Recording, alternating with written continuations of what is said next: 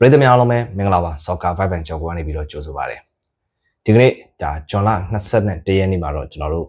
ကဘာဖလာအုပ်စုဒုတိယပွဲစဉ်တွေကိုဆက်လက်ရှင်းပြကစားအောင်မှာဖြစ်ပါတယ်အဲ့ဒီမှာမှကျွန်တော်တို့ဒါစပိန်အသင်းနဲ့ Saudi Arabia အသင်းတို့ဒီကနေ့ဇွန်လ21ရက်နေ့မြန်မာစံတော်ချိန်ည10:00နာရီပွဲချိန်မှာရှင်းပြကစားကြမှာပါစပိန်အသင်းကပထမပွဲတုန်းကဒါမထင်မဖဲနဲ့ကိတ်ပါရီအသင်းကိုကိုမရှိသေးကြခဲ့တယ်အဲ့ဒီပွဲတုန်းကတော့သူတို့အားထားရတဲ့အဓိကဒါတောင်ပန်တိုက်စစ်ကစားမှာလမေးရမဲမပါဝင်နိုင်ခဲ့ဘူးနောက်မှလူစားဝင်ကစားပေးမယ်လေအချိန်မမီနိုင်ခဲ့ဘူးပေါ့နော်အဲ့တော့ချက်ခိုင်မှုလည်းမပြည့်သေးလို့ပါမှာပါအခုဒီပွဲကတော့ဒီလမေးရမဲလည်းပွဲထွက်ပါလာဖို့ဒါ90%လောက်ရှိတယ်ပေါ့နော်ဆိုတော့ဒီပွဲမှာကျွန်တော်တို့ဒါ Saudi Arabia အသင်းကိုဒါစပိန်အသင်းက3လုံးသွင်းမယ်ဆိုရင်တော့မှကျွန်တော်တော့ပဲပြောမှာဖြစ်ပြီး4လုံးတာနဲ့နိုင်မှကျွန်တော်တို့ဒါအပြည့်ပြောအောင်ပါပါ9ပေါင်းကတော့ကျွန်တော်တို့4လုံးသွင်းမှာပဲဒါအပြည့်ပြောအောင်ပါပါဆိုတော့စပိန်ကSaudi Arabia ကို4-0နိုင်ဖို့ဖြစ်နိုင်လား4-0ဆိုရင်ကျွန်တော်တို့အပေါ်ဆုံး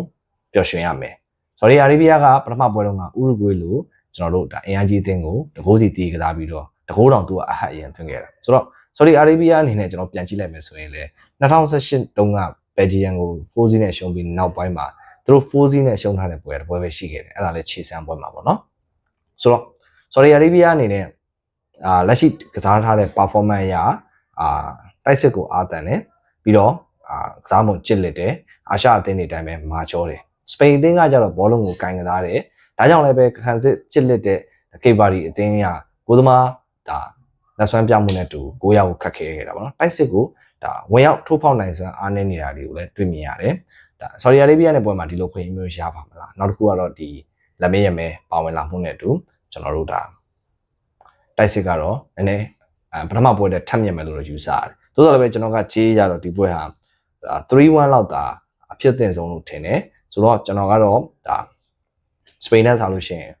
body မှာတော့ Saudi Arabia ကိုပို့ကြိုက်ပြီးတော့ကိုပေါင်းကလည်းမထင်မှတ်ဖဲနဲ့နဲသွားနိုင်ပါတယ်ဘာလို့လဲဆိုတော့စပိန်အတွက်ကမဖြစ်မနေနိုင်ဘူးလိုအပ်နေတာမဟုတ်လို့ပါဒီပွဲပြင်ရင်သူတို့ဥရုဂွေနဲ့ကစားတော့မှာဒါကြောင့်ဒီပွဲကိုသူတို့နိုင်ပြီဆိုတာနဲ့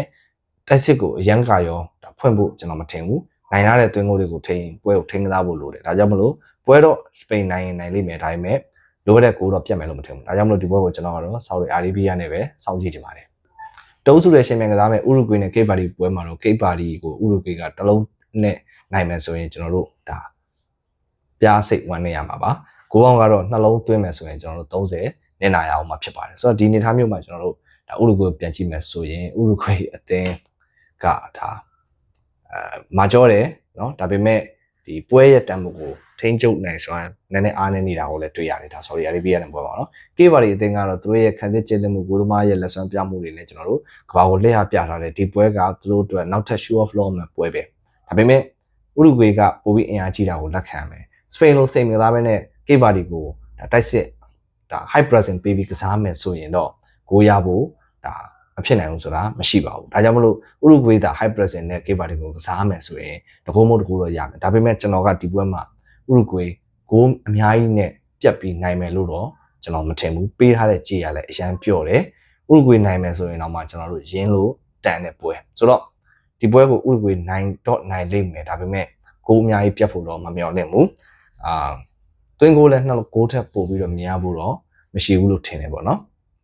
ဘယ်ဂျီယန်နဲ့အီရန်ပွဲမှာတော့ဘယ်ဂျီယန်ကတကိုးသွင်းမဲ့ဆိုရင်တဝက်လောက်နေလာမှာဖြစ်ပြီးတော့ကိုပေါင်းကတော့3ဂိုးသွင်းမဲ့ဆိုရင်ကျွန်တော်တို့ဒါအပြည့်နီးပါးလောက်ကိုဒါဝမ်းသာမှာပေါ့နော်ဆိုတော့ဘယ်ဂျီယန်နဲ့ကျွန်တော်တို့ဒါအီရန်ပွဲကိုပြန်ကြည့်မယ်ဘယ်ဂျီယန်အသင်းကဒီအားထားရတဲ့ဘယ်တောင်မန်ကမန်စီးတီးတောင်မန်ကစားသမားဒိုကူဒါအဖျားဝေဒနာကြောင့်မပါဝင်နိုင်ဘူးလို့သိရတယ်ဆိုတော့အဲ့တောင်မန်တဲ့ channel အားနေနိုင်တယ်အီရန်ကရှေ့ကနယူးဇီလန်နဲ့ကစားသွားတဲ့ပွဲမှာထင်ကြီးစရာခြေစမ်းမျိုးကိုပြခဲ့တယ်တိုးတော့လည်းပဲဘယ်ဂျီယန်နဲ့ရှင်မယ်ဆိုရင်တော့အီရန်ကအနည်းငယ်တော့ဒါအားနည်းနေတဲ့အသင်းဖြစ်တယ်တိုးတော့ဘယ်ဂျီယန်ကိုအီရန်ဘာကြောင့်ကျွန်တော်တို့ဟိုမကစားနိုင်ရမှာလဲပေါ့နော်ဆိုတော့ဒီနေရာမှာတော့ကျွန်တော်ကဘယ်ဂျီယန်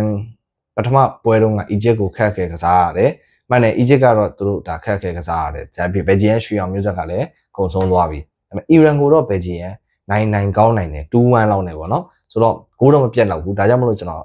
်ဒီပွဲကိုလည်းအီရန်နဲ့ပဲရပ်တည်ခြင်းပါတယ်နောက်ဆုံးပွဲကတော့နယူးဇီလန်နဲ့အီဂျစ်ပါဒီပွဲစဉ်ကနှစ်သင်းကြာ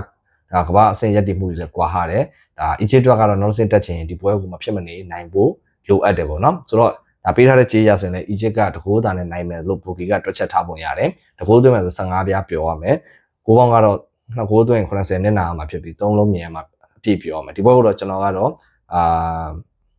နယူးဇီလန်ရဲ့ခံစားမှုကိုကြည်ချင်းအပြင်နယူးဇီလန်က6ပေး6ယူတယ်အီရန်ကိုသူတိုက်ခဲ့တယ်ပေါ့နော်အီဂျစ်ကတော့သူအဲ့လိုတိုက်နိုင်မယ်လို့မထင်ဘူးအီဂျစ်ပဲတစ်ဖက်သက်နဲ့တာကြီးရပြီးတော့ဒီပွဲကဒါအပေါ်ဆုံးအောင်မဲ့ပွဲလို့ပဲကျွန်တော်တော့မြင်ပါတယ်အားလုံးပဲကံကောင်းကြပါစေ